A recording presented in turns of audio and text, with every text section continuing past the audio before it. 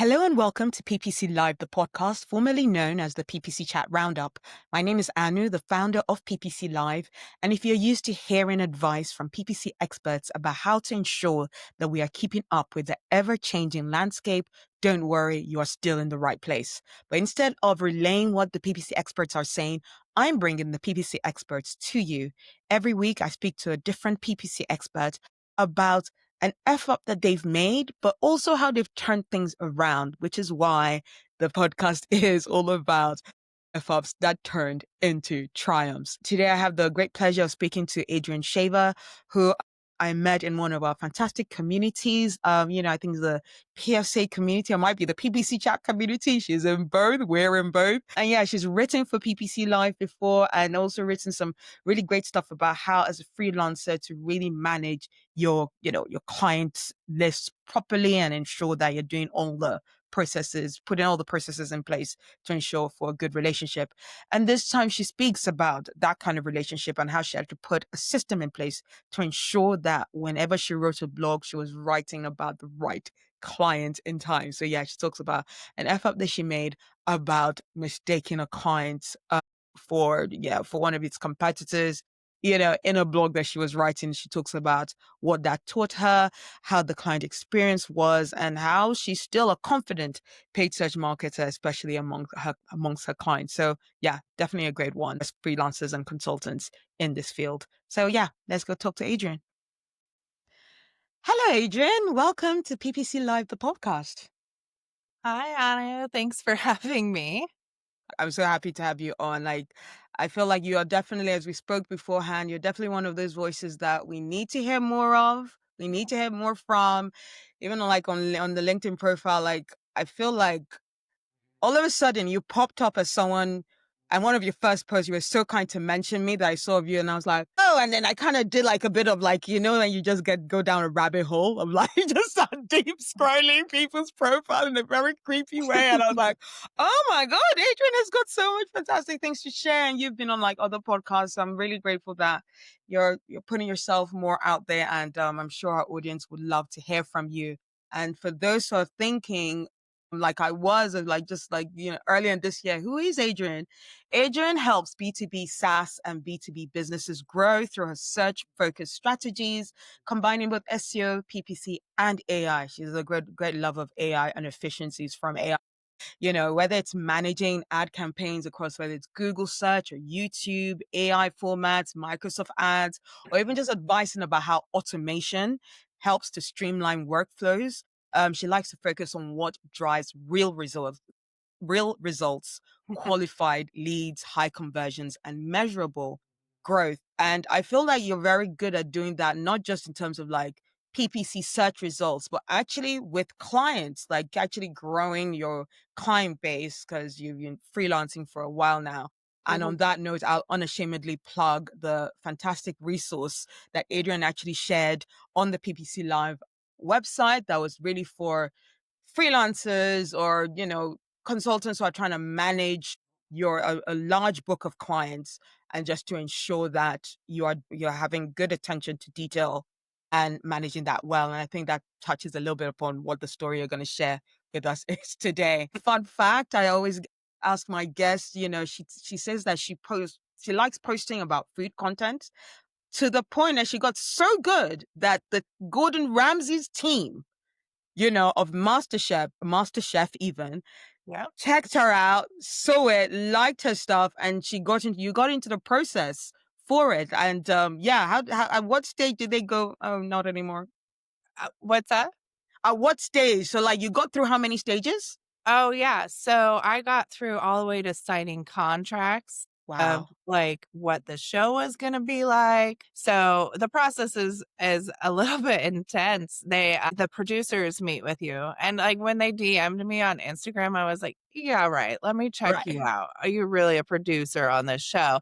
I was like, no way, they like my stuff. And it's actually a good lesson that, on Instagram, the hashtags work because I kept tagging home cook, home chef. Oh, And wow. the producer shared that's how my profile popped up. Wow. Yeah. Helpful things that like intrigued me as a marketer. Yeah. But Anyway, yeah, they coach you through, the different, interviews that they do with you, Yeah. and I can't disclose too much because the contract does have an NDA, but, I don't wanna give anyone too much insight there, but, yeah, I got to the point where I put together a whole pitch video, they helped me do that, and it's then shown to Gordon, and he chooses, and you become either a backup or a contestant, and, yeah, they were like, it was just 1 week away from going to LA on this current season that just aired about the duos, so, Wow. yeah. Wow. I'll probably try again next year. It was a fun process to do, and I was like, Nice. "Maybe, I don't know." Maybe. Maybe one day that could be in our future. We will look out. We'll look out for saying that we heard from you here on here first, and and we're cheering for you on MasterChef in the future. Who knows? Right? Yeah. Yeah. Well, let's get into what we want to talk about this week because time is of the essence. We want to make sure that you guys don't gear off. We also like, I know I didn't come here to hear about how to get on MasterChef. I want to hear about some PPC F ups. So we're gonna get to that, and because we've all experienced it. For the loyal listeners so far, thank you. You know that we talk about F ups, but not just that. We turn it up. We tell you how to turn it around, how it led to triumphs, how you're still how our experts are still valued members and valued members of the team, like the agencies you're in, or just the client's team. Because you learn the best, you learn what not to do in the future. Mistakes have been turned into tests. Like, oh, we're testing that. Now we know what not to do. So we're going to get another great lesson on how to have these conversations with our clients and how to continue to be the best in our team, in our industry, even with our mistakes. So Adrienne, over to you. What F up would you like to share with us today? Well, I'll be sharing about, the mess ups that can come from chasing efficiency without the detail. So, Mm, paying attention to the detail, letting those, like, slip through the cracks and chasing that efficiency. And these early mistakes really helped me. As you said, I freelance, and so my clients appreciate the accountability, the transparency, the knowledge that I bring today because of it, yeah. Yeah. and I highlight with them, how I put in safeguards and things like that to prevent things from going off the rails, if you'll say. Hmm.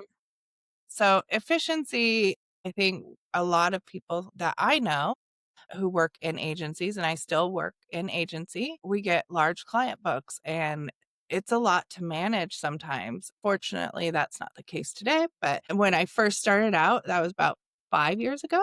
Yeah. So I had an agency where I had a book of 80 plus clients and they ranged in services, but I that's a lot to manage. So I was Yeah. like, how, and this was pre ChatGPT. I won't say Mhm. pre AI because AI has been with us for a while, but Yes. pre what we know today. So it was all manual, and I started as an SEO strategist. And that's where I started my career for a B2B SaaS company. Mm, And so part of that job was really like sifting through client blogs and posting those to their website and making sure they sounded right, all of that kind of stuff. I didn't have to write it. We had writers for that. I just had to edit it and like make sure mm, it was good. It was unique to their business. yeah. And yeah, well, one slipped through the cracks and got posted under another doctor's name because we were in healthcare. Yeah. I was like, I didn't catch it, and the client did, Ah. and called me out, and I was like, "That's it. I'm over. The world has ended." My stomach dropped so hard.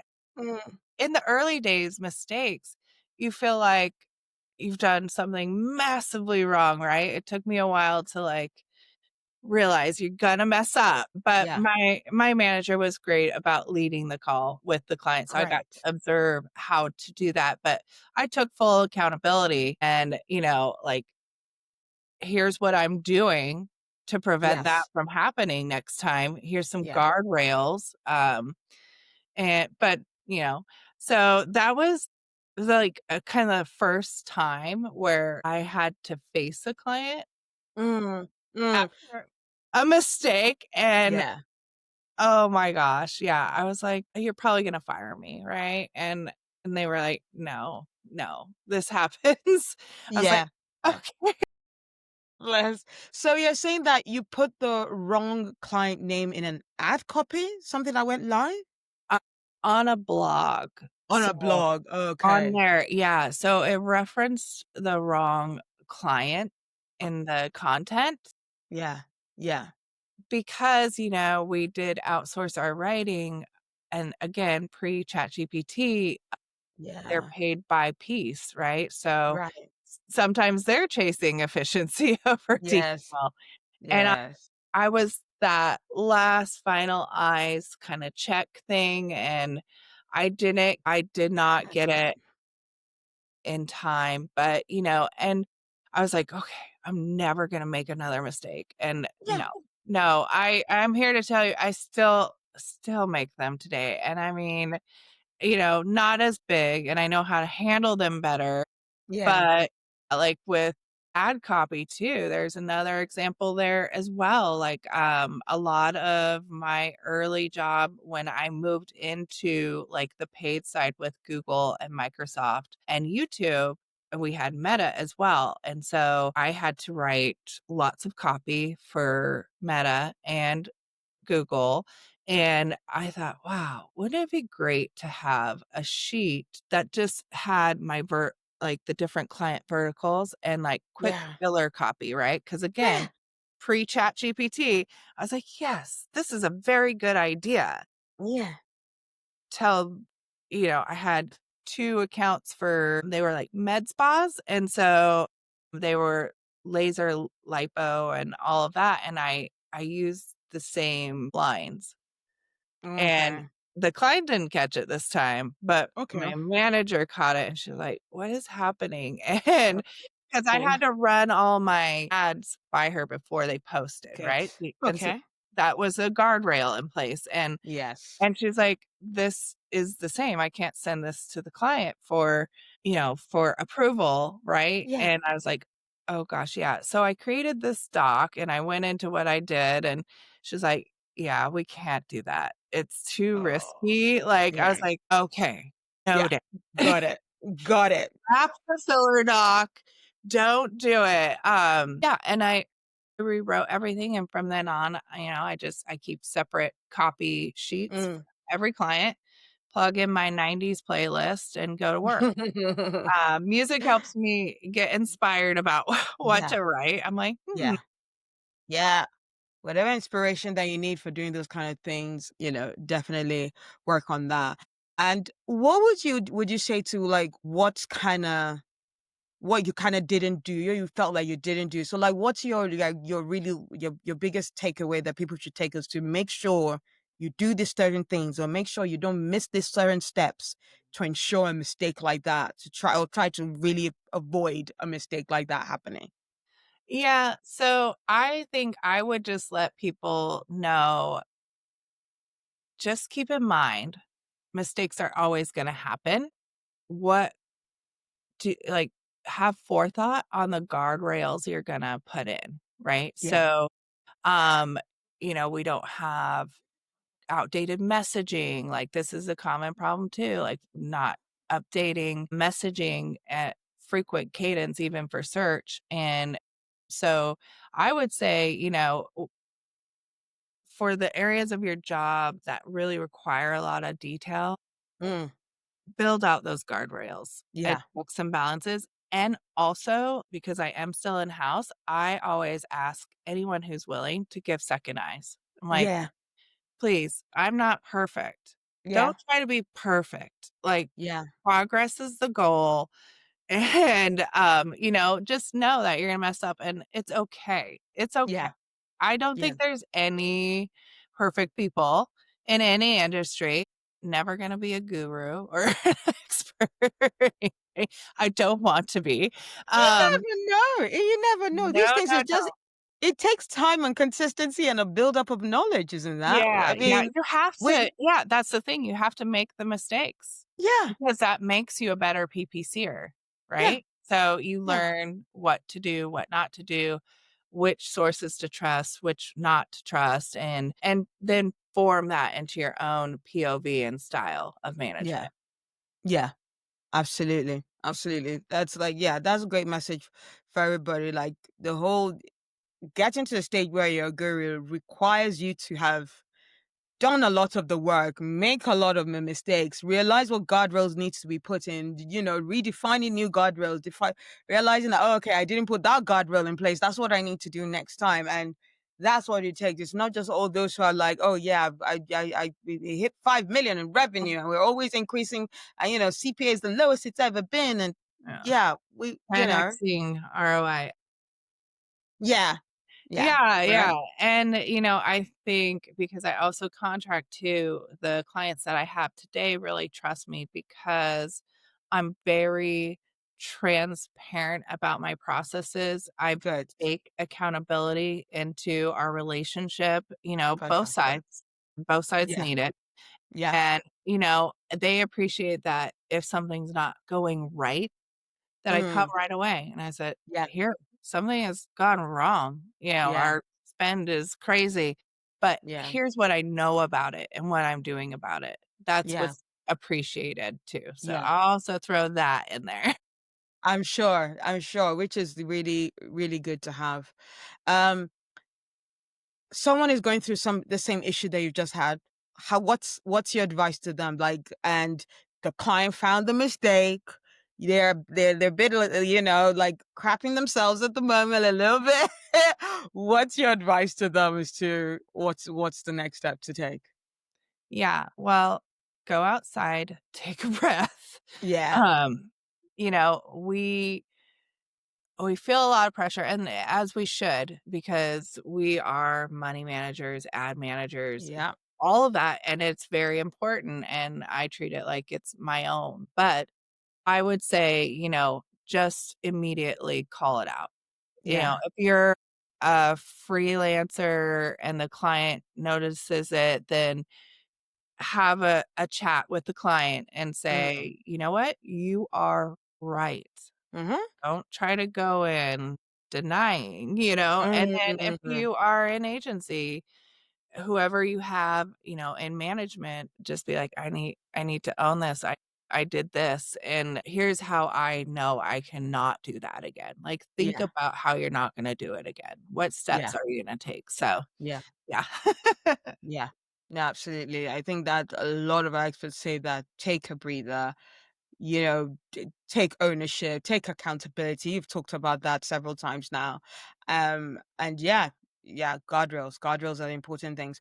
You know what? That's a great story. Thank you so much, Adrian, for putting that together. But yeah, we're going to before we say goodbye to everybody, we're also going to point out, some of the errors that you feel like other advertisers make, and you've got a great vantage point. You've got had worked with so many clients, um and I'd like us to talk a bit about people's perception of AI, especially clients from a people who are not even advertisers. What's your take on things that they really get wrong about AI? I think it's the mindset that they apply to it, so expecting perfection without context. Yeah. So when they're testing it, like I'll see a LinkedIn, I asked ChatGPT this and it was totally wrong. Great, but did you tell it who it is, what you're doing, what the inputs are? Like, are there extra process docs that you needed to give it to it, and what you expect as the output? That's the basis of prompting, right? Yeah. And it might take a minute or whatever, but you'll get a better result. Yeah. So, like, to that point, I started playing with it before ChatGPT, um, really blew up, and there were no Google wasn't doing Gemini, nothing was happening, right? It was like Mm, 2021. And my husband, of all people, he's a techie, he brought it to me, and I was like, "Okay." But I was treating it like a search engine, like a Q&A, you know, Mm. but it was like, I have no knowledge past blah, blah, blah. So I put it down for 6 months, but I didn't abandon it. So I think go in it with a mindset of this is a coworker, a assistant, just like you bring them up to speed, you need to bring it up to speed. Choose the Mm. right model, have the right mindset, be very transparent though with your clients that you are using it and Yeah. in what capacity. So building out those AI policies, I'm working on that right now for an agency, and that way we can make client facing. And I think you really need to approach AI in a different way of like not what can it solve today, but like put that policy in, speak with your teams, and then figure out where you want to have it and what tech stack you already have that has many of the features that you need. Google Yeah. Ads has dynamic keyword insertion, all that kind of stuff. AI Max is here. It But is. It is. yeah, so, I would just say be mindful of, like, its limitations. It's Yeah. not as advanced as people like to promote on Mm. LinkedIn. Yes. Feel a little like the gold rush times, like, everyone's like, Yeah. "I'm I eliminated my whole team," and like, "Oh, well, then you're not gonna do well." Uh, Yeah. it Yeah. needs the human in the loop. It needs Yeah. us. Our foundational knowledge still matters. That's what I like to tell everybody. This matters. Don't Yeah. it doesn't. But don't give it to rookies in the industry. Make them learn their foundational knowledge first. Yeah. Yeah. Yeah. No, absolutely. Um, and in general, what is also even like moving like away from like AI, you must have as well, even like in your 5 years or plus working in industry, seen best practices shift. Mhm. That's one thing that I spoke about with Dave Alexander in our previous episode, and it's like, yeah, people are working on best practices that were of 2022, and before we used to get maybe 3, 4 updates a year, or maybe 5, 6, and now it's like 3, 4 updates a month, and that's why companies like Search Engine Land need a whole paid media department because the way the news are coming out, you need someone dedicated to be on top of those. What do you feel like the the the the industry still deals with in kind of an old school way, and what like kind of mistake that they really do make in terms of like, how they approach bidding, for example? Yeah, so that's a really good question. Yeah, it used to be a much slower pace to your point, and now it's just like boom, boom, boom, boom, boom. Every month we've got a million updates. I think that, as we're getting new best practices, it's important to remember that you want to take those as the first grain of salt and then add more grains of salt from other sources like I did in the beginning of my career. I followed, Moz for SEO, like, Yeah. I just started finding my sources, right? And then I Yeah. formed my opinion and took what Mm-hmm. I wanted because, I might not always follow a best practice, but what does the industry still do that's a little old school? I would say, like, my biggest thing that I'm still seeing in accounts in 2025 is, manual CPC. And I Yeah. get it in certain cases, but also over application of like negatives and like not understanding they need their own strategy, just like your keywords. So a lot of times they'll just have no phrase match strategy with them. I think they're like, oh, well, best practice said, we just add all these negatives but I'm like, yes, but think of a Yeah. clean way to do it and that type of thing. So and reporting too. A lot of Yeah. people haven't even gotten past reporting on impressions, CTR. I have Still? seen it, Anu.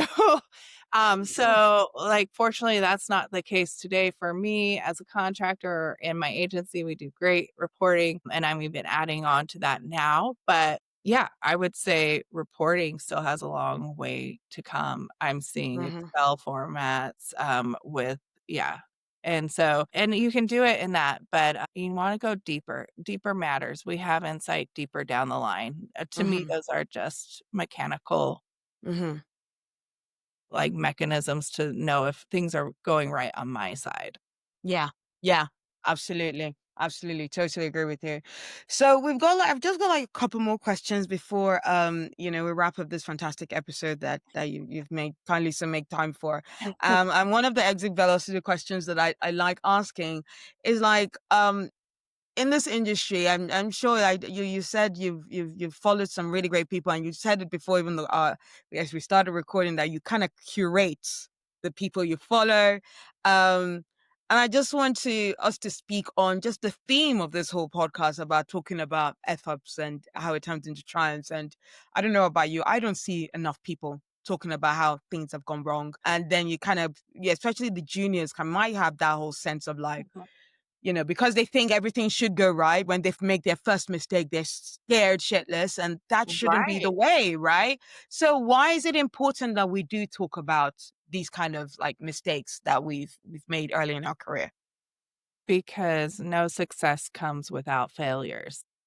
It's Mm, as simple as that, but I was always scared to fail until I took a course that wasn't required in my marketing degree. It was called design thinking from Harvard's D School, and I was like, I'm in the wrong class, and then I realized I wasn't, and the biggest takeaway I got from that was fail.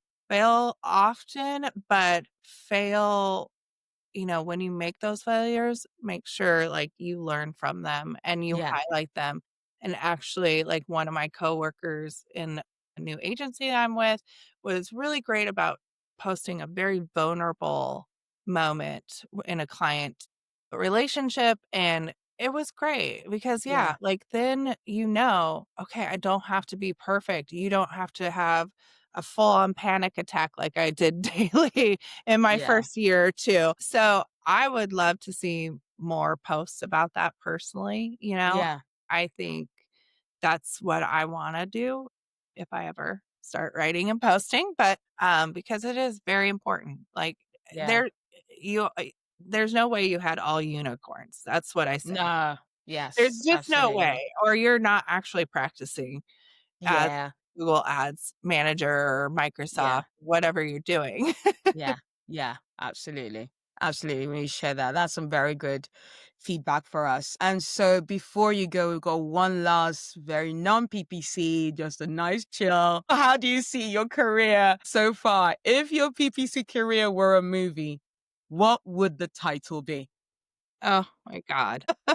My favorite question. I know, and yeah, I'm like, "What?" I don't know, but I'm You could trying. choose a movie that's already out there. You could make up a whole brand new title for yourself. People have done either one. It doesn't matter.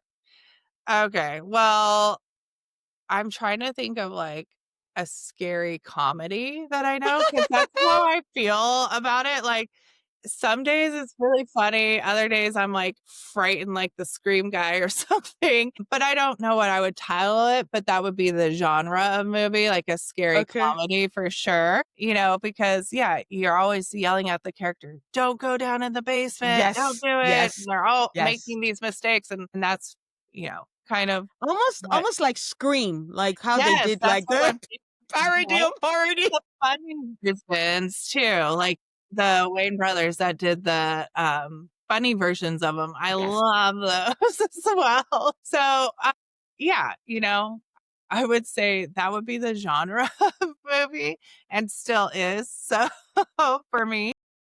Or have you watched Rocky Horror Show? The Yeah, Rocky Horror. That is it such a random should be horror. It's quite comical and it's a musical.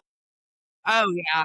Oh, it could be a musical, right? Yes. Yeah, Rocky Horror, the cast is like you have such a very team, usually in your agencies or who you work with, so it's kinda some of them might be Okay. some of those characters.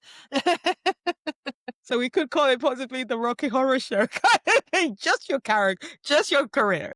I I'll have to think on that more, and I'll message you a new name or something. We'll start writing the No worries. script, right? We'll use There ChatGPT, we right? go. It'll write us a There we script, go. that'll be amazing. It's good Sure. at being cheesy, right? So Yes. Yes, so much, That it so is much. good So for. bless. Well, thank you so much for being on the show with us, Adrienne. And where can people find you to hear more of the storytelling that we hope to hear a lot more from you?